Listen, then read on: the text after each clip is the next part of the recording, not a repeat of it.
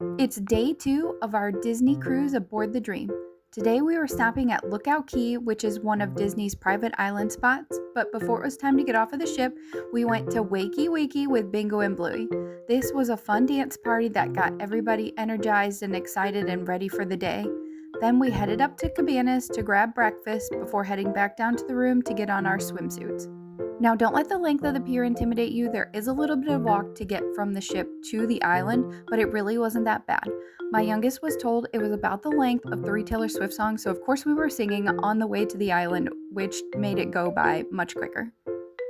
Once you're on the island, they have a tram that'll take you to where the beaches are at. Here they have towels, strollers, and wheelchairs available for guests to use at no additional fee, so you don't have to bring that with you.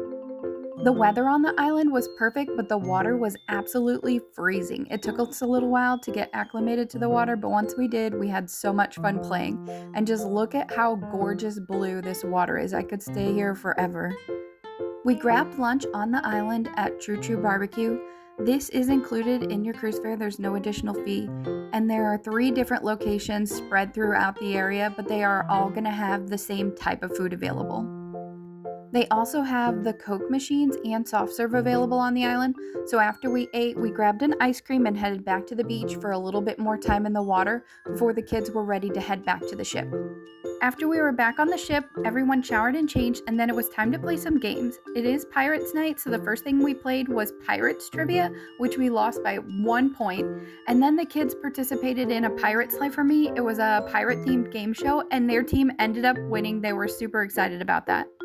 Our show for this evening was Beauty and the Beast. There was some issues with the stage, so they had to stop the show and reset everything, but once they did, it was such an amazing show. And then we ran into Captain Jack Sparrow, who was greeting guests outside of the theater. Our dinner for this evening was at Animator's Palette. This restaurant features some American and Asian-inspired cuisine, and you can actually find this restaurant on several of the Disney ships, so we kind of already had an idea of what we wanted. We ordered a round of the black truffle pasta prosciutto for the table because they're so good. If you haven't had them, I definitely recommend them. My youngest wasn't very hungry this evening, so she went to go play in the Oceaneers Club while the rest of us enjoyed dinner. Now I'll say Animator's Palette is the only dining restaurant on the Dream that has entertainment during dinner. This one has the Turtle Talk with Crush on the screens around the room. Unfortunately, the pirate show ended up being canceled due to some technical difficulties, but they were still able to shoot off fireworks, so we went up to the top deck to watch that. And then afterwards, I went down to our floor to do a load of laundry, and while we were waiting for that to wash, the kids played the Muppet Detective Agency game around the ship, and then it was time to head off to bed.